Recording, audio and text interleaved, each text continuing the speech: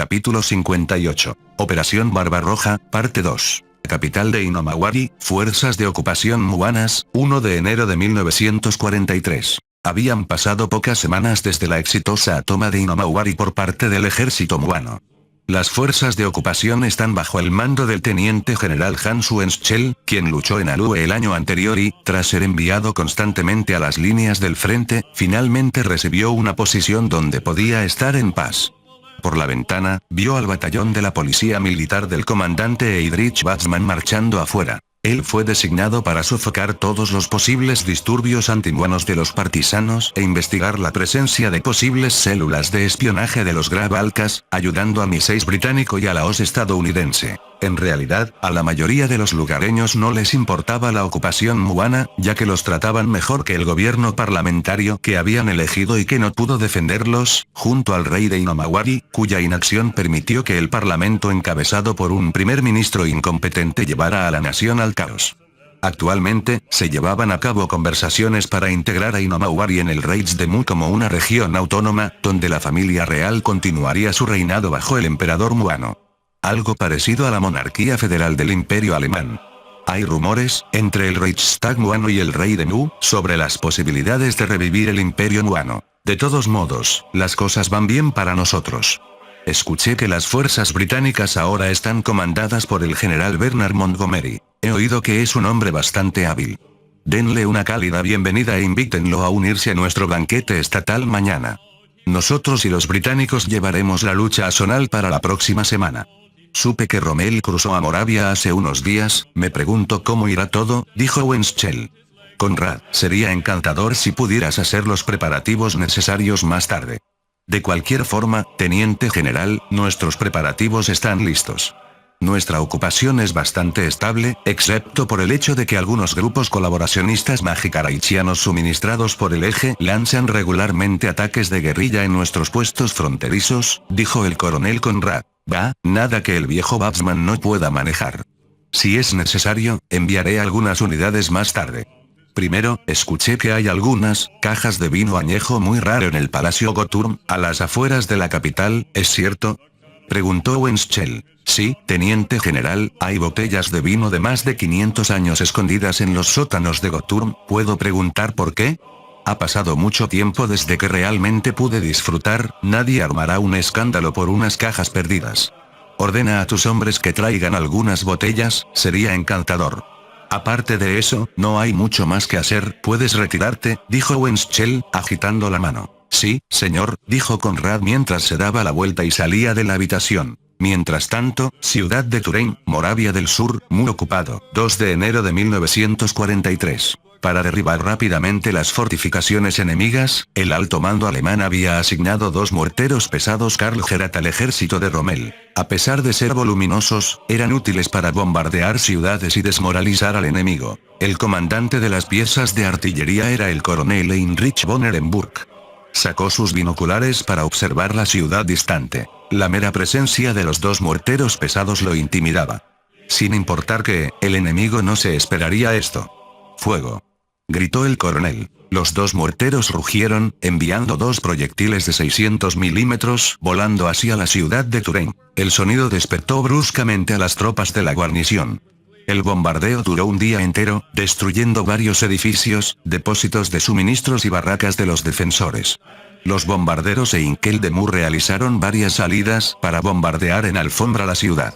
La 7 División Panzer de Rommel era considerada la división de tanques mejor equipada entre las fuerzas alemanas en Mu, e incluía varios tanques Tiger y, sobre todo, las primeras unidades de los recién introducidos tanques medianos Panther, que entraron en producción el mes pasado. Los tanques Panther eran un rival capaz para los tanques medianos Sound de Graf-Alkas, aunque más avanzados. Rommel y sus aliados muanos desplegaron más de 32.000 tropas como parte del ataque inicial a la ciudad, enfrentando una severa resistencia a pesar de los bombardeos. Durante días, la ciudad intentó resistir, pero fue en vano. Los Panzers de Rommel rompieron las defensas en la parte sur de la ciudad para el 5 de enero, y las tropas alemanas de la 12 División de Infantería tomaron la ciudad por asalto, culminando en un brutal combate urbano. El combate arreció durante aproximadamente 2 días hasta el 7 de enero. El enemigo resistió amargamente el avance aliado. La ciudad estaba situada sobre el río Neán, que la abastecía constantemente. Rommel despachó elementos de un par de divisiones alemanas, sumando más de 3.800 soldados, quienes lanzaron un ataque sorpresa sobre la ciudad de Raya, escasamente vigilada, para apoyar a las fuerzas alemanas en el Neán. La RAF británica lanzó la operación Downtown Alley, desplegando más de 50 bombarderos Lancaster que destruyeron cualquier fortificación que tuviera la ciudad, junto con la flota fluvial de los Grabalcas. Para el 10 de enero, las fuerzas de Rommel estaban en Raya, cortando el suministro a Touraine. Las triunfantes fuerzas aliadas asaltaron la ciudad el día 11. El enemigo se rindió, ya que no solo sufrían el bombardeo constante de los Karl Gerhardt y los bombarderos muanos, sino que los partisanos muanos saboteaban constantemente sus defensas e incluso asesinaron a su comandante, el brigadier general Manuel Tordesillas. Touraine se rindió y las líneas de Grabalcas en la provincia de Moravia del Sur colapsaron de la noche a la mañana mientras las fuerzas aliadas avanzaban más y más profundo. Rommel detuvo la ofensiva ya que las defensas enemigas más allá de Moravia del Sur eran demasiado densas, incluso para él, y tenía que idear un plan de acción. Decidió redesplegarse para lanzar un ataque total sobre el Magikaraich ocupado por Grabalcas para asistir a las fuerzas del general muano Metternich. Por coincidencia, Manstein terminó de reagrupar sus fuerzas, se vinculó con el grupo de ejércitos centro-austrohúngaro y llegó al frente con tropas frescas alemanas y austrohúngaras. Rommel se redesplegó hacia el sur, donde las fuerzas de Bernard Montgomery se preparaban para lanzar una ofensiva contra el Magikaraich de Grabalcas e incluso el este de Sonal. Rommel se reunió con Montgomery y finalizaron la operación pelota de golf, que trazaba el plan para que los alemanes simularan lanzar un ataque alrededor de la ciudad de Avesta, la capital de Magikaraich, que estaba fuertemente fortificada, pero que de repente se dirigieran a la ciudad de Korol, débilmente defendida, que se encontraba en la frontera entre Magikaraich y Sonal. Mientras tanto, las fuerzas de Montgomery darían la ilusión de intentar ir tras las líneas de suministro de Avesta, lo que causaría que el enemigo entrara en pánico y dividiera sus fuerzas. Entre el 13 y el 15 de enero, las fuerzas de Rommel realizaron con éxito la finta, logrando convencer totalmente a los defensores de Avesta de que ellos eran los siguientes. Pero en su lugar, Rommel marchó hacia Korol. Para los estrategas de Grabalcas, rastrear sus movimientos fue una pesadilla, ya que sus fuerzas eran móviles y estaban en constante movimiento. Por ello, los defensores de Korol se vieron sorprendidos cuando Rommel llegó en las primeras horas del 16 de enero. Fueron despertados bruscamente por los bombarderos estadounidenses B-17, que durante una hora de caos y derramamiento de sangre, bombardearon la ciudad con bombas incendiarias, ya que la mitad de sus edificios eran bastante inflamables. Los defensores aurelianos y gaosanos estaban ocupados luchando contra los incendios cuando Rommel apareció. Después de solo un día de batalla, las fuerzas de Aurelia y Gaosa huyeron bajo el amparo de la oscuridad, volando todos los puentes posibles antes de cruzar el río Tíber. Rommel capturó Korol para el día 18 y aseguró la provincia cercana de Calusia. Los sonalitas vitorearon a sus libertadores alemanes. Patton, mientras tanto, tenía otro plan para golpear la defensa de Sonal también. Las fuerzas de Patton cruzaron la frontera sonalita el 13 de enero, casi al mismo tiempo que la operación pelota de golf, y comenzó con éxito su ofensiva sonalita.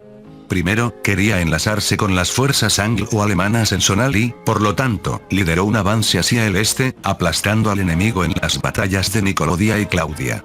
En Nicolodia, los Sherman estadounidenses abrumaron a los tanques de Grabalcas, que aunque eran individualmente superiores a los Sherman, estaban superados en número y fueron destruidos. Montgomery estaba ocupado y tomó dos provincias magikaraichianas. Cuando se enteró de esto, presionó más su ataque.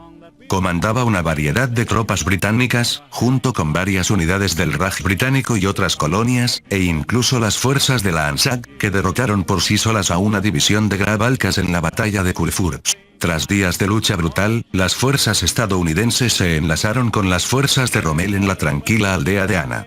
Pero el mando aliado decidió que sus fuerzas necesitaban consolidar sus ganancias. Los hombres estaban exhaustos tras meses de batalla.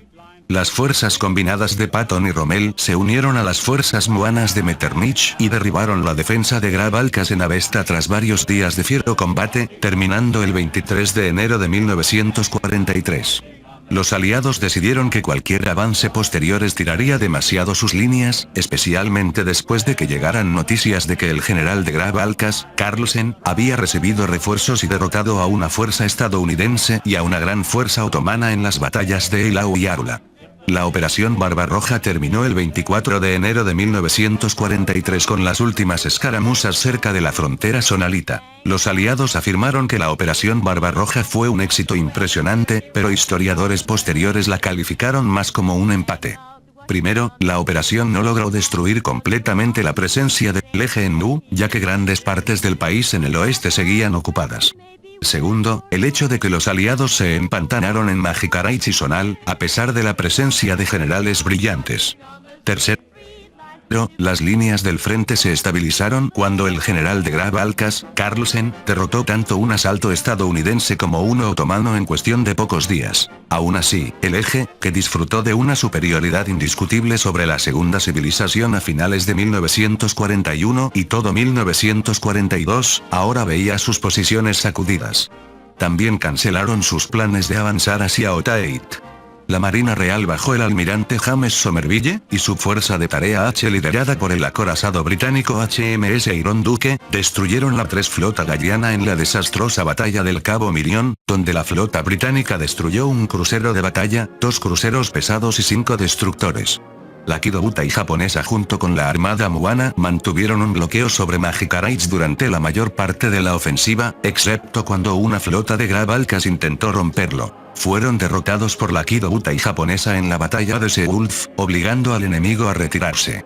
Pérdidas de la Operación Barbarroja, los aliados. Mu. 250.000 muertos o heridos más 25.000 capturados. Estados Unidos. 45.000 muertos o heridos más 3.400 capturados. Alemania. 54.000 muertos o heridos más 4.100 capturados. Gran Bretaña. 25.000 muertos o heridos más 1.200 capturados. Francia. 20.000 muertos o heridos más 2.900 capturados. Austria-Hungría. 28.000 muertos o heridos más 5.200 capturados. Imperio Otomano. 12.000 muertos o heridos más 3.200 capturados. Más de 450.000 soldados aliados murieron o resultaron heridos en la Operación Barbarroja, y otras decenas de mil fueron capturados o desaparecidos. Más de 2.000 tanques y otros vehículos blindados perdidos. Más de 1.500 aviones destruidos. Pérdidas de la Operación Barbarroja, el eje / Pacto de Ragna. Graf Alkas. 265.000 muertos o heridos más 34.000 capturados.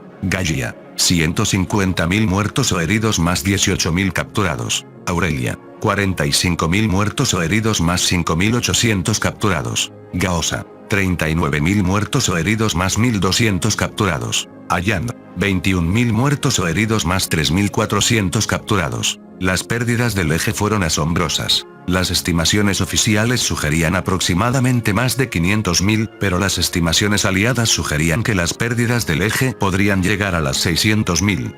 Aún así, una parte masiva de las fuerzas del eje resultó muerta o herida, lisiando la capacidad del eje de lanzar cualquier otra ofensiva masiva a menos que lleguen más refuerzos a tiempo. La Operación Barbarroja aseguró que el eje permanezca a la defensiva por un tiempo. Más de 3.600 tanques y otros vehículos destruidos. Más de 3.000 aviones destruidos. La ofensiva demostró al eje que la guerra no estaba del todo a su favor y obligó al comando de teatro basado en la euforia a crear apresuradamente nuevos planes de contingencia, comenzando a fortificar el frente a lo largo de las fronteras de Sonal, Nigrat y Leiforia. Por azares del destino, comenzaron a llegar más refuerzos, unos 220.000 soldados de Graf Alkas, y se realizó un redespliegue de las flotas navales de Graf Alkas, aunque el comando restringió sus movimientos debido a la presencia naval aliada. Los aliados también descubrieron algo estremecedor, campos de concentración instalados en las tierras ocupadas, donde miles de semihumanos eran los prisioneros. La eugenesia de Graf Alkas determinaba que la existencia de los semihumanos era anormal, iba en contra de las leyes de la naturaleza y era una blasfemia contra su dios. También atacaron específicamente a los magos, tratándolos con dureza y realizando experimentos invasivos en ellos. Los Graf Alkas probaban actualmente una forma de drenar el maná de un mago y almacenarlo como una posible fuente de energía. Aunque los aliados solo habían descubierto una pequeña parte de los archivos de prueba, los resultados que prometían eran asombrosos. Aún así, los aliados quedaron horrorizados al descubrir que Grabalcas exterminó a más de 450.000 semihumanos en solo un año, sin mencionar que todavía tienen innumerables campos operando en Leiforia. Los humanos considerados indignos también fueron forzados a entrar en los campos. Varias personas en las regiones ocupadas de Leiforia, Nigrat, Sonal y Magikaraich fueron arrestadas y enviadas a los campos si se descubría que tenían el más mínimo rastro de ascendencia semihumana, lo cual era bastante común en el sur del continente de Mu. Corporación Estatal de Radiodifusión, Runépolis, Sacro Imperio Milicial. El presentador de noticias comenzó a prepararse para informar sobre el frente de Mu. A principios de la guerra, el Sacro Imperio Milicial envió una fuerza expedicionaria a Mu, Fuerza Expedicionaria Milicial, MEF, de unos 32.000 hombres en julio de 1942. Pero el Sacro Imperio Milicial comenzó a mentir abiertamente sobre dicha fuerza, exagerando y amplificando las acciones de la MEF, pintando sus batallas como heroicas y patrióticas. Esto a pesar de que la MEF fue aplastada en las fases iniciales de la Operación Barbarroja por una fuerza de Grabalcas, y solo fue salvada por las fuerzas de Manstein en el último minuto en la batalla de Kaiten. Sin embargo, el Sacro Imperio Milicial lo presentó como una victoria de la MEF. La transmisión de hoy les trae la conclusión de la Operación Barbarroja. Nuestra gloriosa MEF unió fuerzas con los aliados para expulsar a los Grabalcas y a sus compinches del eje de la segunda civilización en su conjunto.